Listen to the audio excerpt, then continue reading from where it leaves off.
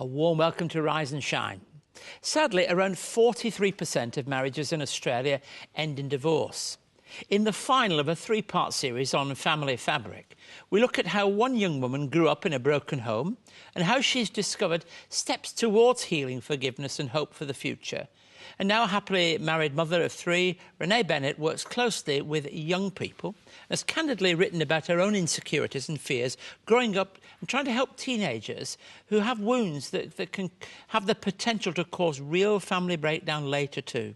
Her prayer, of course, is for girls to move beyond rejection, low self-esteem and destructive behaviours into a place of restoration and freedom. Renee, welcome to the programme. Thank you. It's good to have you.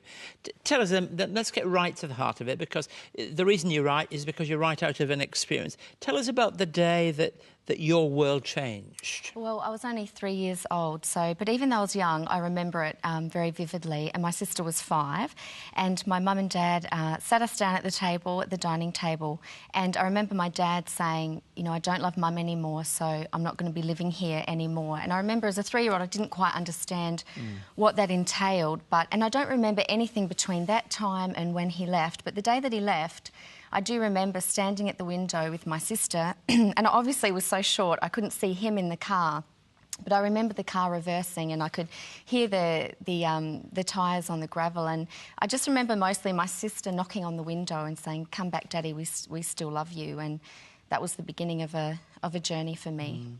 So it was so vivid that it's imprinted almost on your memory. How then did it affect you as you grew up? I mean, you've clearly got that marker at 3 years old. Did it affect those early years? Oh, absolutely. I mean, because your personality is forming in those first few years, it made me I was very shy, I was very introverted, very withdrawn. My mum would bring counsellors to try and talk to me, but I just didn't want to talk to anybody. I think mostly I felt really confused. I remember growing up feeling really confused, and you've got this great sense of responsibility towards your mum and dad. So when I'd be with Dad, I'd feel sorry for Mum because she was by herself. When I was with my mum, I'd feel sorry for my dad. And, you know, you just grow up not having a normal childhood. Let me ask you the difficult question, because sometimes, did you feel guilty at all in that? Because sometimes children do sometimes talk about, have I done something? Was any of that around? Not for me. My mum was really good at being really specific with me that it was never our fault. So I never felt guilty that it was my fault, but I did feel very confused. And conflicting loyalties, all that conflicting stuff that's around. You say that you grew up believing that no man could ever love you. So essentially, if I want to try and understand this, it sort of it wasn't just that you had a damaged view of men, but it was a relational difficulty. Yeah, I think not knowing what back then when I was little, but knowing now that for a girl, her relationship with her dad forms her identity, her self-esteem, her sense of confidence.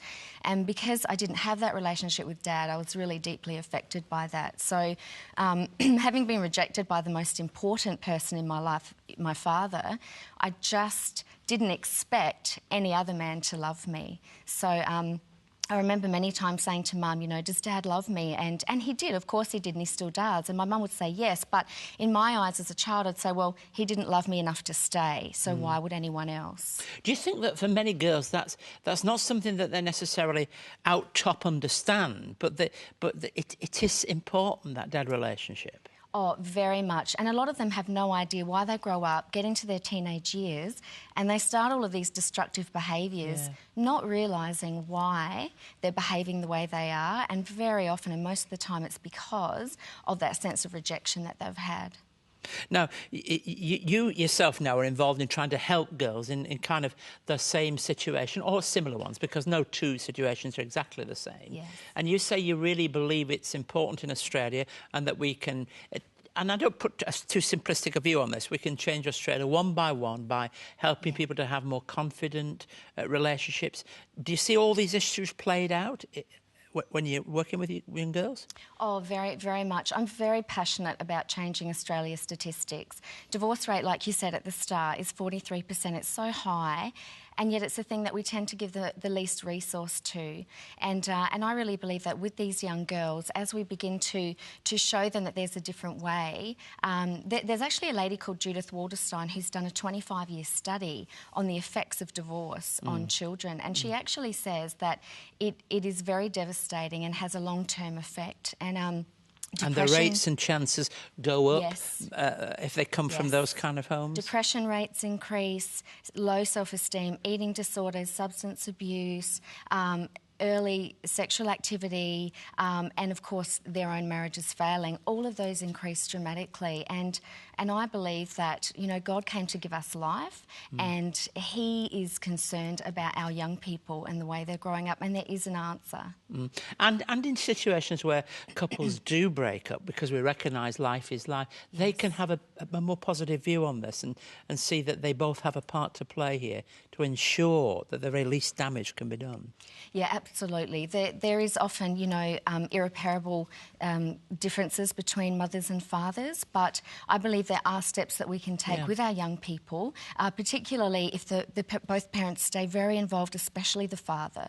If he can stay involved, that can really help. But also giving role models to our young people and giving them examples of good marriages. They need to see examples of good families and good marriages. So how do you go about it? Are you going around teaching on it? Are you working? What are you doing? Well, it actually kind of started accidentally in a way.